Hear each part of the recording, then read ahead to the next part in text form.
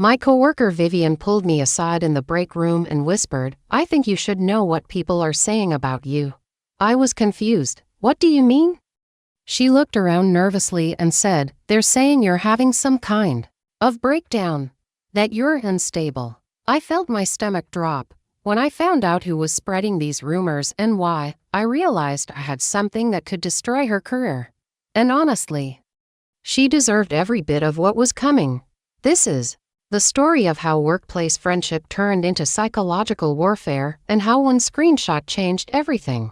Because sometimes, the person trying to ruin your reputation hands you exactly what you need to protect yourself. Let me start from the beginning. My name is Charlotte, and at 30 years old, I thought I had finally figured out how to navigate office politics. I was working as a senior marketing coordinator at Meridian Digital Solutions in downtown Portland, Oregon. It was one of those mid-sized tech companies that tried really hard to be cool, beanbag chairs in the common areas, kombucha on tap, and a ping-pong table that nobody actually used because everyone was too busy trying to look productive. I'd been there for 3 years, long enough to understand the unwritten rules, short enough to still have ambition. My cubicle was in the northwest corner of the 3rd floor, right next to the window that looked out over the Willamette River. On clear days, you could see Mount Hood in the distance, which made the long hours slightly more bearable. The company had about 200 employees spread across 4 floors of a converted warehouse building. The marketing department was small but scrappy, just 8 of us reporting to our director, Marcus Holloway, who was the kind of boss who wore designer sneakers with his suits and ended every meeting with "Let's circle back on that." He wasn't terrible, just enthusiastically corporate in a way that made you want to roll your eyes and update your LinkedIn profile simultaneously. But this story isn't really about Marcus. Even though he plays a crucial part, this story is about Serena Blackwood. Serena had started at Meridian about 6 months after me. Hired as a marketing specialist with what seemed like an impressive background from a boutique agency in San Francisco. She was striking in that effortless way some women manage, tall, with perfectly straight auburn hair that somehow never looked messy even after a long day. And the kind of wardrobe that suggested she either had family money or excellent credit card management skills. From day one, Serena had this magnetic quality. She could walk into a room and somehow make everyone feel like they were part of something exciting just by being there. She remembered everyone's names, asked about their weekends, and had this laugh that was just loud enough to make you want to be in on whatever joke she was telling. We became work friends almost immediately. Not best friends, but the kind of colleagues who grab lunch together, share eye rolls during pointless meetings, and text each other funny observations about office life.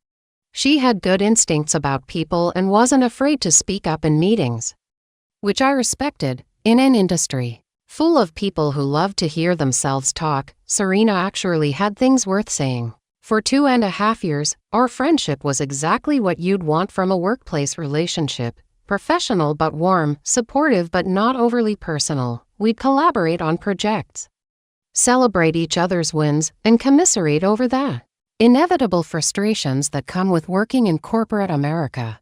Serena was good at her job, maybe even better than good. She had this way of understanding what clients wanted before they fully articulated it themselves.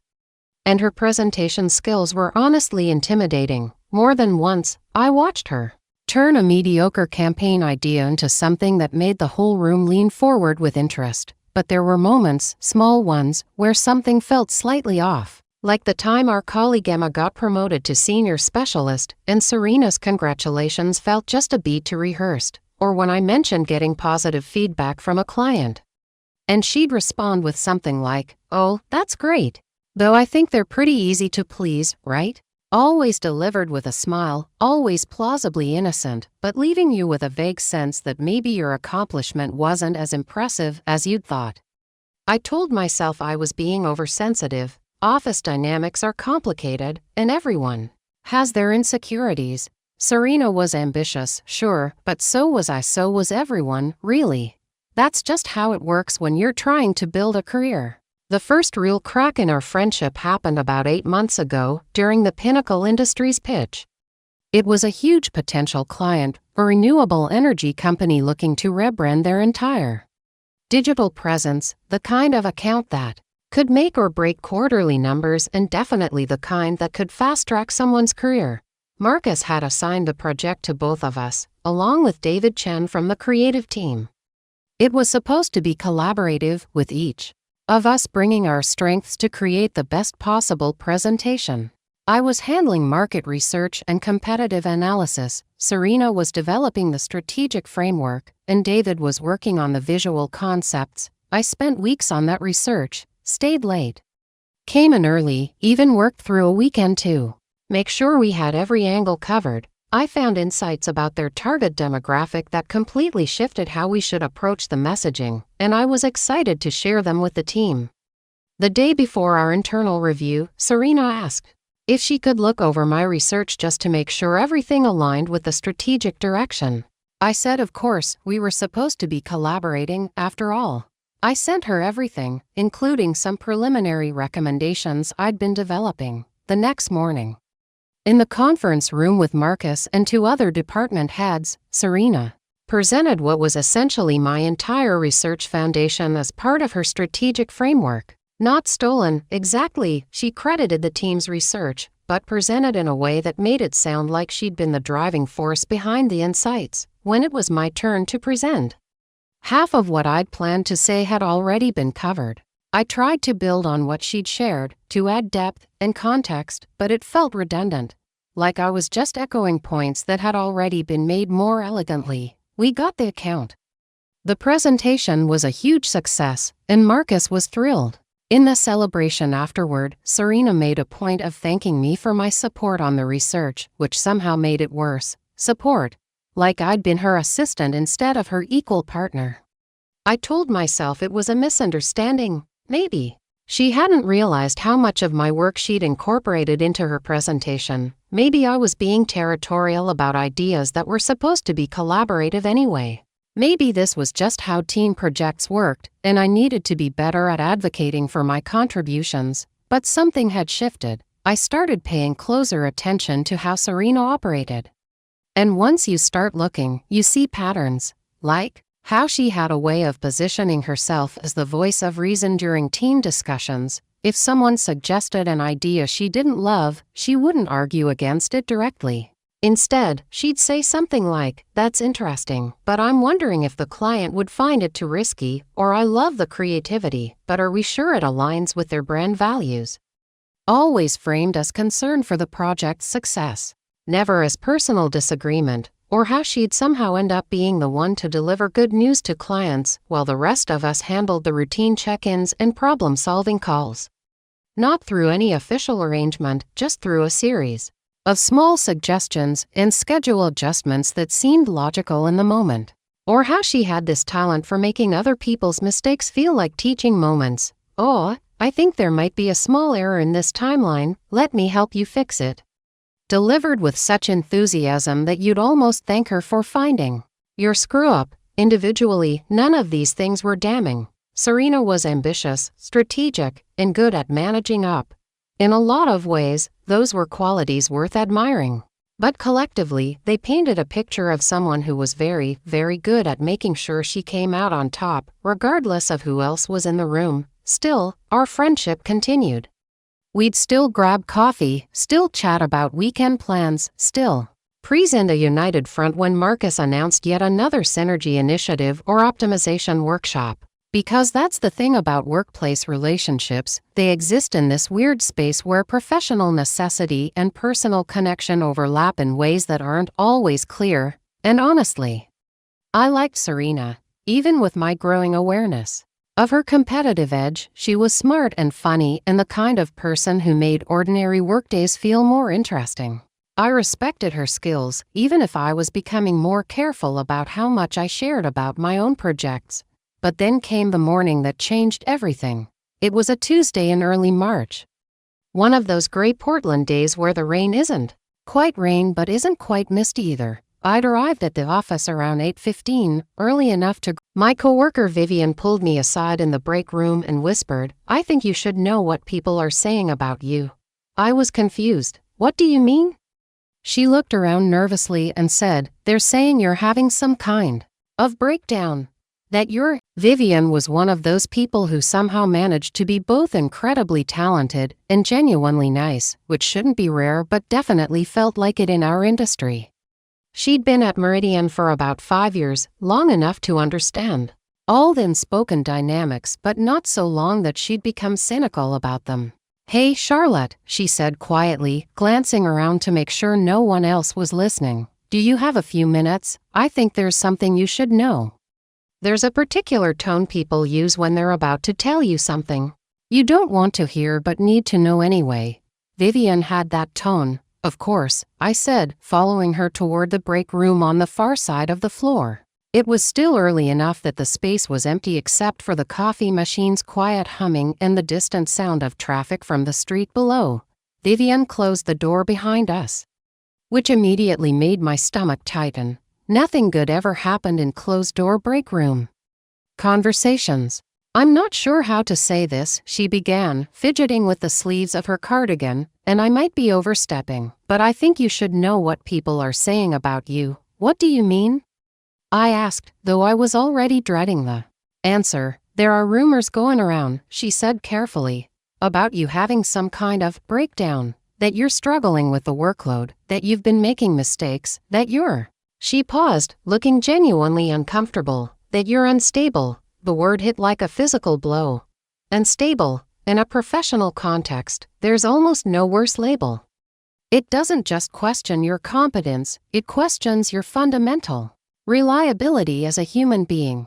"I don't understand," I said, though my mind was already racing. "What kind of rumors? Who's saying this?"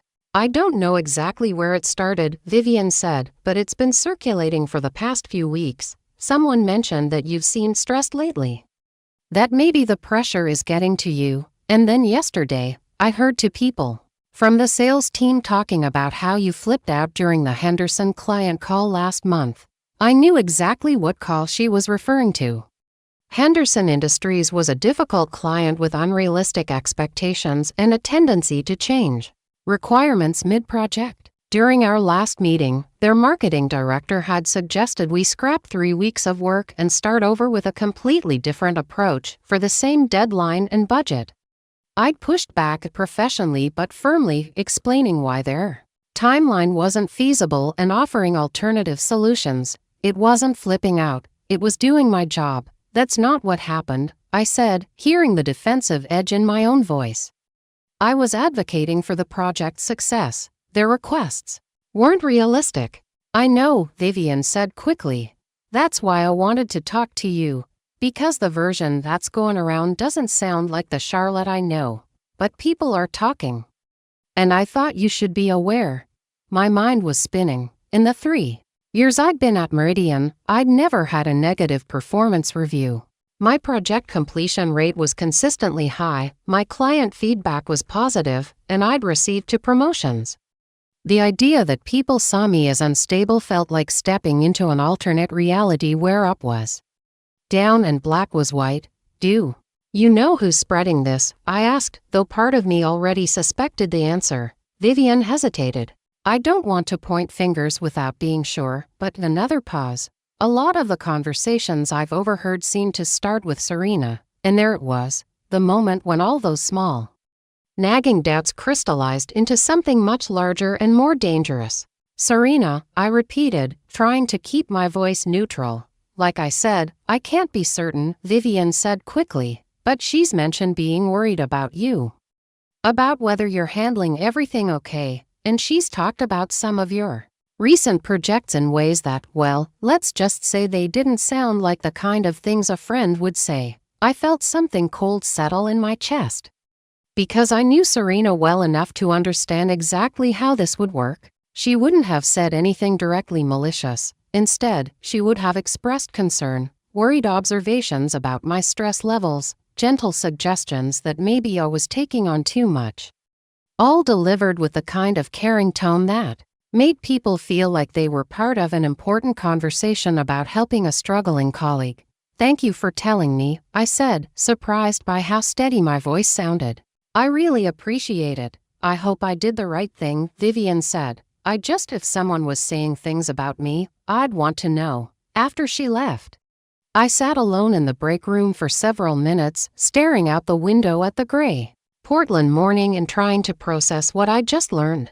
Part of me wanted to march directly to Serena's desk and confront her, but I knew that would only make me look like exactly the kind of unstable person she was apparently painting me as. Instead, I did what any rational person would do in 2024.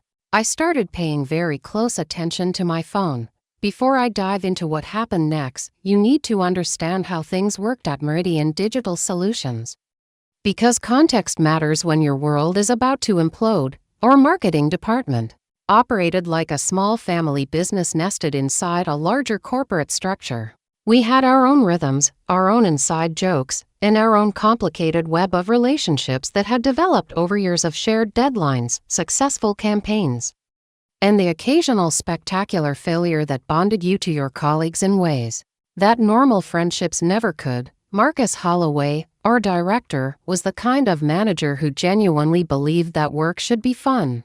Not in a toxic we're all family here way, but in a let's make the best of spending 40 hours a week together way. He instituted things like Feedback Friday sessions where we'd review each other's work constructively, monthly team lunches at local restaurants, and a rotating campaign of the month celebration where whoever had the biggest win got to pick the next team outing. The office itself reflected this culture. Our section of the third floor had been designed with collaboration in mind, low cubicle walls, plenty of natural light, and several common areas with whiteboards where people could brainstorm or work through problems together. There was a coffee station that someone had upgraded with an expensive espresso machine, a small library of marketing books that people actually borrowed from, and a wall where we posted particularly clever campaigns from other agencies that inspired us. In this environment, Serena had positioned herself as something like the department's social coordinator. She remembered everyone's birthdays, organized happy hours, and somehow always knew which local restaurant had the best lunch specials. She was the person you'd text if you were running late to a meeting, or if you needed someone to cover a client call while you dealt with a personal emergency. More importantly, she'd become Marcus's unofficial right hand, not in any formal capacity, but in the way that certain people naturally evolve into leadership roles without anyone explicitly deciding it should happen.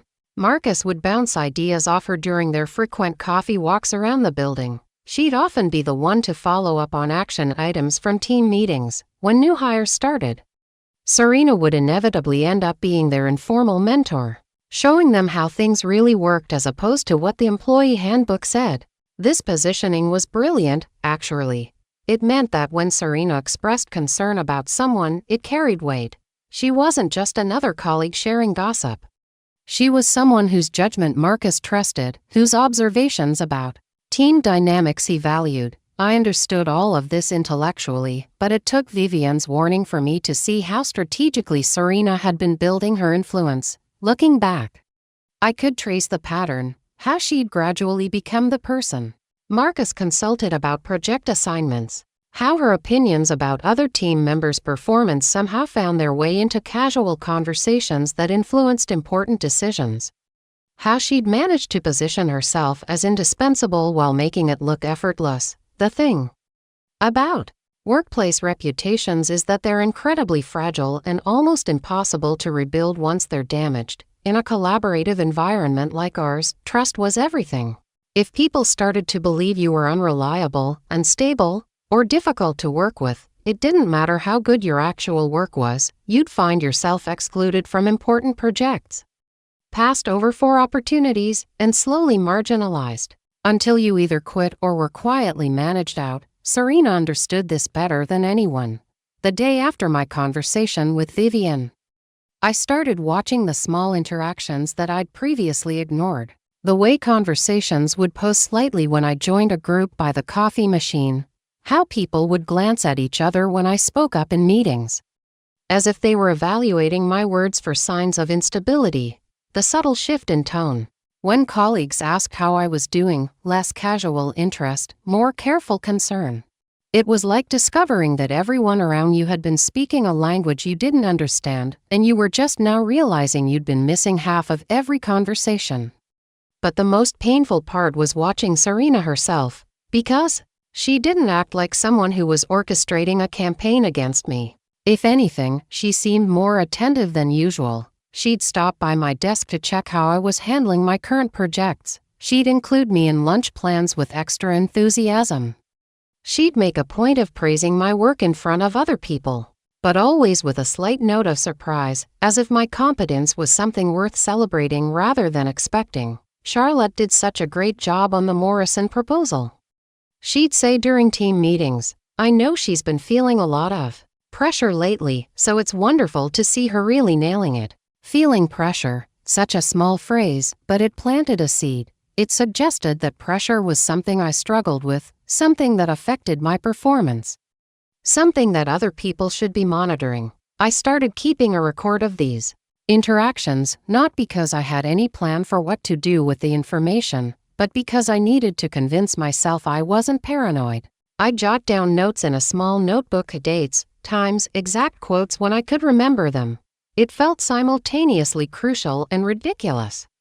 Like I was documenting evidence of a crime that consisted entirely of carefully calibrated niceness. March 15th, Serena asked in front of David and Emma if I was feeling overwhelmed by the Patterson campaign timeline. March 18th, during the team meeting, she suggested that maybe we should redistribute some of Charlotte's workload so I could focus on what I do best. March 22nd, she volunteered to take over client communication for the Hartley project because she was worried about Charlotte having too much on her plate. Each individual incident was perfectly reasonable. Taken together, they painted a picture of someone who was struggling to keep up, someone whose colleagues felt the need to provide extra support and oversight. The worst part was that her concern seemed genuine. Serena never appeared to be performing for an audience. She'd ask me privately how I was doing, offer to help with projects, and listen sympathetically when I mentioned work stress. If I hadn't known what was happening behind the scenes, I would have been touched by her friendship, but I did know, which meant I had to sit through conversations where she expressed worry about my well-being while simultaneously undermining my reputation. It was like being slowly poisoned by someone who kept offering you water. The breaking point came during a team meeting 3 weeks after Vivienne's warning. We were reviewing quarterly performance metrics, and Marcus was going through each person's contributions to our major campaigns. When he got to my section, he mentioned the Henderson Industries project, the one where I'd supposedly flipped out during the client call. The Henderson situation was challenging, Marcus said, consulting his notes, but I think we handled it well overall. Charlotte, I know that was a difficult conversation, but standing firm on realistic timelines was the right call, even if the delivery could have been smoother. Before I could respond, Serena jumped in. I think Charlotte was absolutely right to push back, she said, looking directly at me with what appeared to be supportive eye contact. Although maybe in the future we could strategize together beforehand about how to handle pushback from difficult clients. I know these high-pressure situations can be really stressful. High-pressure situations can be really stressful, said with such concern, such understanding. But what everyone heard was, Charlotte struggles with pressure. Charlotte needs help managing difficult conversations. Charlotte can't be trusted to handle challenging clients on her own. I felt something snap inside my chest, not anger, exactly, but a kind of crystalline clarity, because in that moment, I realized that Serena hadn't just been spreading rumors about me. She'd been conditioning our entire team to see me as someone who needed to be managed, guided, and ultimately replaced, and she'd been doing it so skillfully that even I had started to doubt myself. After the meeting, I walked back to my desk with my hands shaking slightly, not from nerves but from the effort of maintaining my composure. I had 15 minutes before my next client call, and I used them to do something I should have done weeks earlier. I opened my text messages and started scrolling back through my conversation history with Serena, because while she'd been very careful about what she said in public, people are always more honest in private. And if I was right about who Serena really was, then somewhere in our months of friendly text exchanges, she would have revealed her true thoughts. I didn't have to scroll very far to find what I was looking for.